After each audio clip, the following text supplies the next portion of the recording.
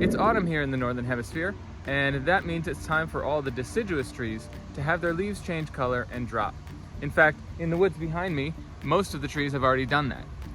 But how do those leaves change color, and how do all the trees know to do it at the same time? Deciduous trees, which get their name from the Latin word which means to fall off, are dormant in the wintertime when they're using whatever water and energy they have just to stay alive. They don't have any leaves on them.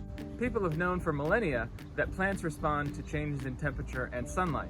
But what's really happening are countless chemical reactions occurring inside the tree and inside those leaves from the moment they bud through their lifespan to the moment they fall off the tree. Let's break it down. In chemistry, we study reactions and the rates at which those chemical reactions occur. And one of the biggest factors that affects the rates of reactions is temperature. As the temperatures start to warm in the springtime, the chemical reactions that take place in leaves start moving at faster and faster rates. There are literally thousands of reactions that happen inside of leaves, involving gene activation, gene deactivation, RNA sending messages to different parts of the leaf, and causing things to happen. Typically, plants and trees in the same geographic area will see a similar rise in temperature over the course of the spring months. And that means their chemical reactions will increase in rate at about the same rate.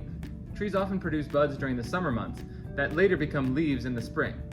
And as the temperatures rise, those chemical reactions inside those buds cause things to happen, like the scales to fall off and the leaves starting to sprout out of those buds.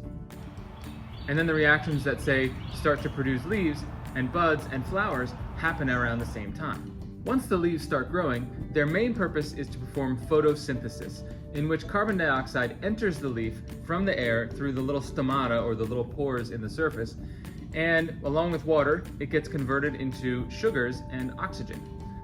The main molecule that helps with this is chlorophyll, and chlorophyll is a complex organic molecule. It actually contains a magnesium ion surrounded by a complex, and it's very similar to the iron ion in the hemoglobin in our blood. Because its main purpose is photosynthesis, during the growing months, the leaves produce tons and tons of chlorophyll. And chlorophyll gives leaves their green color, which is why, for most of the year, they're green. Chlorophyll isn't the only colorful molecule found in leaves. Other pigments are also formed by leaves. Let's start with the carotenoids, of which there are two main groups, carotenes and xanthophylls. Carotenes are found in some leaves like maple leaves and oak leaves, but they're also found in carrots and sweet potatoes and squashes, which give them their nice orange color. Carotenes tend to absorb blue and green light, but reflect yellow and red light, which gives them their nice orangish color. Xanthophylls are the other subclass of the carotenoids, and they typically appear yellowish because they absorb blue and green and even some red, and typically have a yellow color.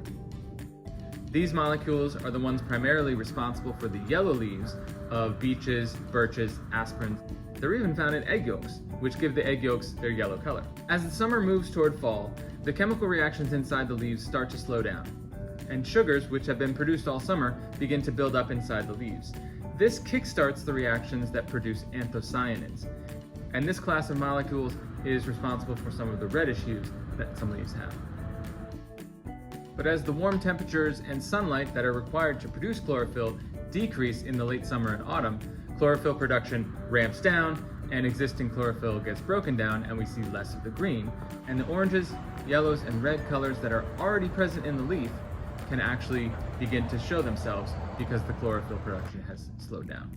What's amazing is that the carotenes, the xanthophylls, and the anthocyanins are all present in the leaf throughout the life cycle. It's just that we can't see them because there's so much chlorophyll being produced during the growing months that all we see is the green.